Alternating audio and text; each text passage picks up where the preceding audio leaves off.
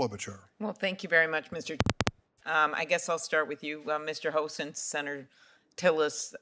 Appreciate your words. And I think many, many nominees we've had come before us have written tweets or articles or things, and it's happened on both sides many, many times. And you consider someone's whole career. And I'm looking at your career.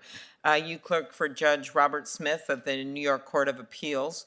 Judge Smith, who was appointed by a Republican governor, is that right?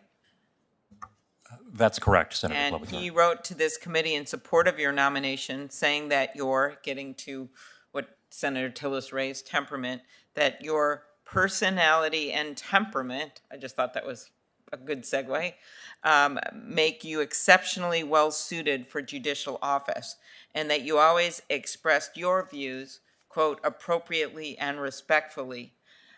If confirmed, how would you ensure that you impartially review the facts and the law when approaching the case? And why don't you comment a little about your temperament?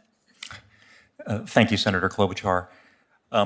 I became a lawyer because I deeply, deeply believe in the principle of equal justice under the law, that everyone who walks into court, regardless of who they are, what their interests are, what their claims are, deserves a fair opportunity to be heard and ultimately equal treatment by the court and under the law.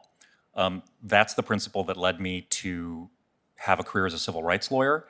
I understand that's an advocacy role that's very, very different, and that I'm setting that aside and will take on a different role, one of impartial, neutral adjudicator of the law. But the through line, I think, throughout my career has been a commitment to the equality of all people. Mm-hmm. And you also have extensive litigation experience with approximately 90% of your practice appearing before the federal courts. You've argued at every level of the federal judiciary, including twice before the Supreme Court. Why do you think that experience matters? Well, I hope that the experience that I've had both at the trial and the appellate levels gives me an insight into the functioning of a trial court. I've been lead or co-lead counsel in about half a dozen trials over the last 5 or 6 years. But then seeing how a trial record is considered by an appellate court at the circuit level and then ultimately at the Supreme Court level, I think gives me a good sense for how to run a district courtroom. Okay, thank you. Judge Corley, as a sitting magistrate judge, our last nominee for Minnesota was also a magistrate judge, and I think I nominated, I worked with the White House on another magistrate judge who's done very well in her role as a federal judge. You are a frequent participant in the Judicial Clerkship Institute, a training course for law clerks. You're also involved in the ABA's Judicial Intern Opportunity Program, which provides internship opportunities for traditionally underrepresented groups. My husband's a law professor, and he's doing a similar thing with some of the students in Baltimore and trying to get them into the law. What have these experiences done to shape your views of the role of a judge, particularly with respect to serving as a mentor for young attorneys? When I first became a judge 10 years ago, one thing I did not appreciate is how important it is just to be out and to speak and to mentor, to go to bar events and just sit with particularly new attorneys and just speak with them and to teach. It is really, I think, actually as important as the work we do on the bench, because as a magistrate judge, and if I'm fortunate enough to be confirmed as a district court judge, we're real leaders in the community. We're the face of the federal judiciary, which is a bedrock of our democracy, and so it's critical to being out there. Okay, very good. And I'll ask the other judicial nominees questions in writing. Congratulations. Ms. Vidal, I thought we'd end with patents because that's a lot of fun.